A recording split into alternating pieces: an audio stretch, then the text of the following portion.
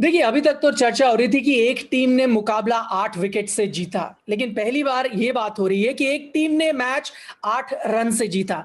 ये दोनों लाइनों में शब्द तो बस 1-2 ही अलग है, लेकिन अगर आप इस सीरीज के नजरिए से देखें और अगर टी20 क्रिकेट के नजरिए से देखें, तो इसके बहुत ज्यादा मायने हैं। इस पर हम विस्तार से चर्चा करेंगे। आप देख रहे हैं ESPN cricket for match day.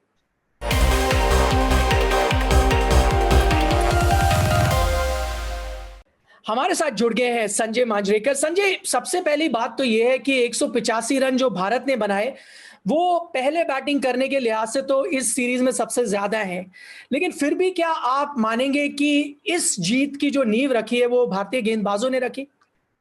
बिल्कुल मानूंगा, क्योंकि जो पिच रिपोर्ट हमने देखी, बताया गया था साफ कि ये सबसे अच्छी बैटिंग पिच है इस सीरीज की। और ड्यू आने की पूरी संभावना थी, और हाफ स्टेज पर भी हमने देखा कि ऑलरेडी ड्यू ग्राउंड पे आया था, तो बहुत ही आसान होने वाला था बल्लेबाजी। इसीलिए लगा हाफ स्टेज पर कि इंडिया ने बैटिंग तो अच्छी की, दो बल्लेबाजों ने तो बहुत ही ज्यादा अच्छी बल्लेबाजी की, लेकिन स्कोर कहीं ना कहीं 15-20 रन कम लग रहा था, क्योंकि जिस तरह की इंग्लैंड की बल्लेबाजी है, जो काबिलियत उनमें है, प्लस द ड्यू फैक्टर, और दूसरा एक है कि इंडिया के पास सिर्फ 5 बॉलिंग ऑप्शंस थे, तो इस हिसाब से लग रहा था कि स्कोर थोड़ा सा कम पड़ गया, फिर भी इसीलिए दाद देनी होगी बोनस को। तो संजय, पहला क्वेश्चन जो है हमारा वो है शार्दुल का डबल विकेट ओवर। 17वां ओवर वो डालते हैं, 2 विकेट चटकाते हैं, क्योंकि उस समय कुछ 46 रन चाहिए थे इंग्लैंड को, 11 रन प्रति ओवर, जो टी20 क्रिकेट में ज्यादा मुश्किल नहीं है। तो क्या इस ओवर ने पूरा मैच पलट दिया? बिल्कुल टर्निंग पॉइंट था, और स्टोक्स जिस तरह से खेल रहे थे, वो इस मैच को भारत से दूर लेके जाते थे। 2-3 ओवर की ही बात थी।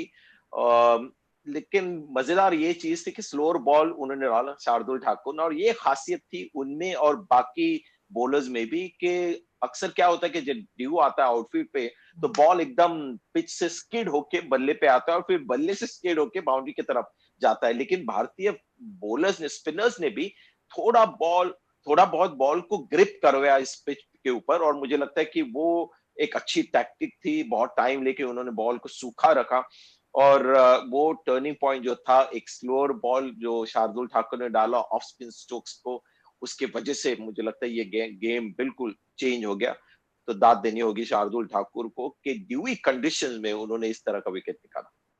शार्दुल के अलावा अगर आप भारतीय सीमर्स देखें तो उनकी शानदार गेंदबाजी रही है। ये हमारा दूसरा पॉइंट भी है। संजय, मैं खासतौर पर यहाँ हार्दिक पांड्या के बारे में बात करता हूं, क्योंकि एक तो 5 गेंदबाज, और अगर कोई वीक लिंक था तो आप बोलेंगे हार्दिक है। मैं पावर प्ले में अगर यहाँ देखें, 2 ओवर डालते हैं, सिर्फ 5 रन देते हैं। तो ये आपके लिए एक सरप्राइज आया और भारतीय टीम को इसका फायदा मिला?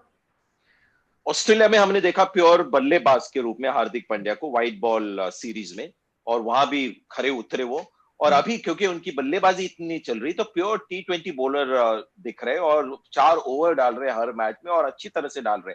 आज मुझे लगता है रणनीति भारत की बहुत अच्छी थी कि उन्होंने नया बॉल हार्दिक पांड्या को दिया, और उसका कारण ये था कि बॉल जब आउटफील्ड में जाता है तो गीला होके आता है, तो वो होने के पहले हार्दिक पांड्या से उन्होंने 2 ओवर करवाए, क्योंकि हार्दिक पांड्या का मेन बॉल है वो स्लोअर बॉल जो शॉट डालते हैं पिच में, और अगर बॉल गीली हो जाए थी, तो फिर उनका जो मेन वेपन है वो बिल्कुल ब्लंट हो जाता है। तो ये एक रणनीति बहुत अच्छी थी कि उनको सूखे बॉल से ज्यादा गेंदबाजी कराई, यानी 50% उनके ओवर्स वो पहले ही उनसे डलवाए, और 2 ओवर में सिर्फ 5 रन देना in what was high scoring conditions की जो सेटिंग थी उसमें, तो बहुत ही अच्छी परफॉर्मेंस थी।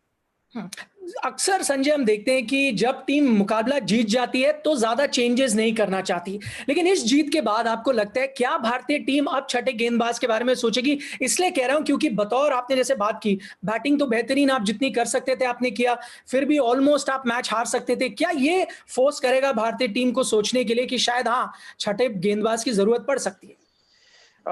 देखिए, अभी तो मुझे लगता है इतना एक बड़ा मैच जीते हैं वो, और इसके पहले भी जीते, ऐसा नहीं कि ये पहला विन है इनका सीरीज में, और वही रणनीति कामयाब रही है। तो मुझे नहीं लगता कि 5 से ज्यादा गेंदबाज खिलाएंगे। अगर कोई चेंज हो तो शायद बॉलर की स्टाइल जो वाशिंगटन सुंदर की आज थोड़ी सी रिस्की लगी, क्योंकि बॉल टर्न नहीं हो रहा था, और जॉनी बेस्ट जब उनके पीछे पड़ गए तो लग रहा था कि यही ओवर में मैच खत्म हो जाएगा, क्योंकि वॉशिंगटन सुंदर के पास इतने ट्रिक्स नहीं होते। जब वो पहले 6 ओवर में डालते तो 1-2 ओवर वहां पर उनके निकल जाते, तो उस हिसाब से शायद एक तेवती ऑप्शन हो सकते हैं, लेकिन मुझे नहीं लगता ये गैम्बल लेंगे। अक्षर पटेल को खिलाना मुश्किल है क्योंकि ढेर सारे लेफ्ट हैंडर्स है इंग्लैंड की टीम में। तो आपके प्रश्न का अगर उत्तर देना है तो मुझे लगता है कि 5 ओवर्स बॉलर्स के साथ ही जाएंगे, और मुझे भी लगता है कि कोई गलती नहीं होगी अगर फिर से वही एक टैक्टिक्स स्लाइटली रिस्की है, लेकिन बल्लेबाजी बहुत है तो थोड़ा सा वो कॉम्पनसेट हो जाता है। इंग्लैंड के नजरिए से तीसरा पॉइंट हमारा यही है कि स्टोक्स और बेस्ट तो ऐसा लग रहा था मैच को ले उड़े हैं, 50 की प्लस उनकी पार्टनरशिप रही, 30 से ज्यादा रन बनाए उन्होंने 2 ओवर में। यहां पे इंग्लैंड के नजरिए से अगर देखो तो एक क्या सोच है, स्टोक्स अभी तक नंबर 6 पर थे, आज 5 पर खेलते हैं, रिस्पॉन्सिबिलिटी मिलती है तो उन्होंने दिखाया क्या कर सकते हैं। क्या यहां से इंग्लैंड को सोचना चाहिए 5 छोड़े आप उनको उससे और ऊपर खिलाएं? देखिए कंडीशंस के हिसाब से खिलाएं, क्योंकि स्टोक्स में इतनी काबिलियत है और आज एक गजब का उन्होंने शॉट खेला, जब शॉर्ट बॉल डाली उन्होंने उसको पुल किया लॉन्ग ऑन और स्ट्रेट मिड विकेट के बीच में 4 रन के लिए, तो उनके पास वो गेम है। लेकिन जो स्टोक्स हमने देखा है इंडियन पिचेस के ऊपर, जब बॉल अच्छी तरह से आती है बल्ले के ऊपर तो फिर ठीक है, कोई भी नंबर उनको मैटर नहीं करता, लेकिन जब बॉल रुक के आती है तो थोड़ा आईपीएल में हमने देखा है अप्रैल मई का जब समय आता है पिचेस एकदम सूखे हुए जाते तो वहां स्ट्रगल होते, लेकिन थोड़ा वक्त उनको लगता है to get going. Eoin Morgan जैसे वो खिलाड़ी नहीं कि सीधा अगर आके सीधा मारने लगे, तो आज की तरह जरा उनको समय मिल जाए, मुझे लगता है कि इंग्लैंड के लिए अच्छा होगा। चौथा पॉइंट हमारा ये है कि वैसे तो सूरज ढल गया था, लेकिन इस बीच सूर्य कुमार यादव ने अंतर्राष्ट्रीय क्रिकेट को नमस्कार किया। ऐसे तो लग रहा था, हमने उस दिन ईशान किशन के बारे में बात की थी संजय, ये लग रहा है ये भी अपना आईपीएल ही जारी रख रहे हैं। एग्जैक्ट सेम डेब्यू था इनका। डेब्यू इस मैच में नहीं हुआ था, लेकिन अगर देखे तो जो फॉर्म और जो क्लास और जो क्वालिटी ऑफ शॉट्स ये दोनों आईपीएल में खेलते हैं मुंबई इंडियंस के लिए, वही उन्होंने यहाँ पर एकदम डुप्लीकेट कॉपी कर दी, दोनों ने सेम उसी तरह। तो इससे हैरानी हो जाती है पहले एक तो कि इतनी अच्छी उनकी गेम है कि डोमेस्टिक और इंटरनेशनल में कोई फर्क नहीं पड़ा। टेम्परमेंट का भी एडजस्टमेंट, स्पेशली सूर्य कुमार यादव, क्योंकि जब आप थोड़ा उम्र हो जाती है आपकी और बहुत साल आप जब वेट करते हो इंटरनेशनल डेब्यू के लिए, तो जब वो मौका आता है तो थोड़ा ज्यादा प्रेशर फील करते हो। जब आप यंग होते हो इमीडिएटली चांस मिलता है तो इतना लगता नहीं कि बहुत कोई प्रेशियस चीज आपको मिल रही। उस हिसाब से जिस तरह वो खेले हैं, और आज तो फिर से जैसे ईशान किशन ने उस दिन दिल खुश किया, वैसे ही सूर्य कुमार यादव ने किया आज।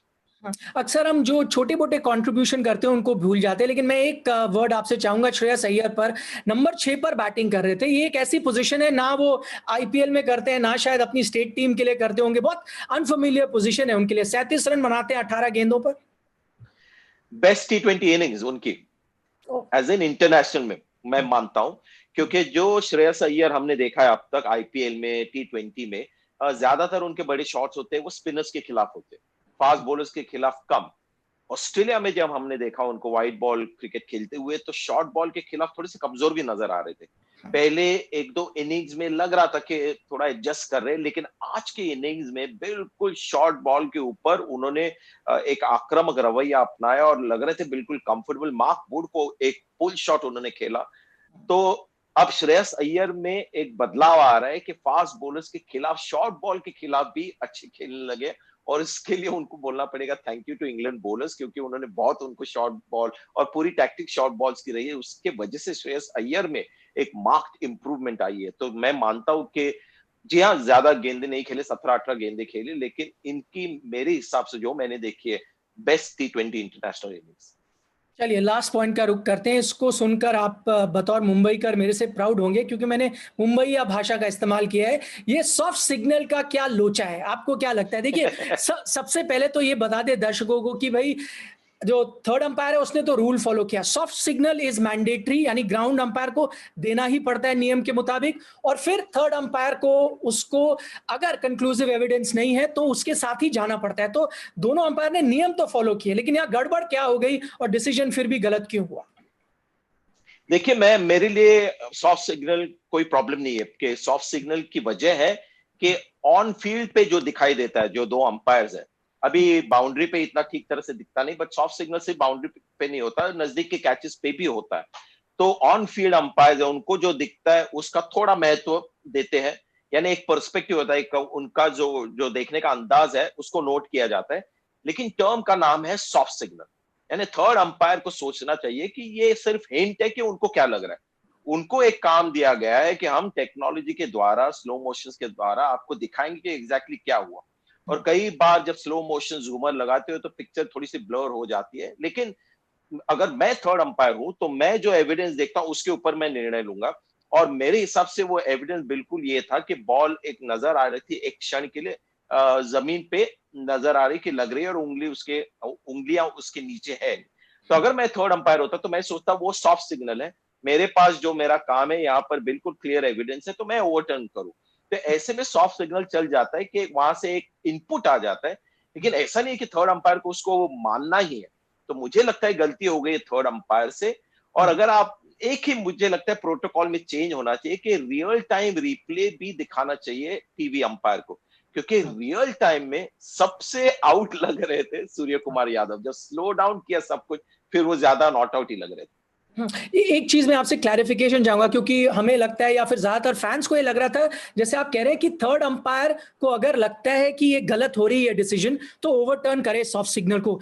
क्या अगर उसका एविडेंस कंक्लूसिव नहीं है जैसे उनको थोड़ा लग रहा था, क्या उनके पास ये पावर है? हमें तो ऐसा लगा नियम के मुताबिक आप ओवरटर्न कर ही नहीं सकते अनलेस यू 100% श्योर।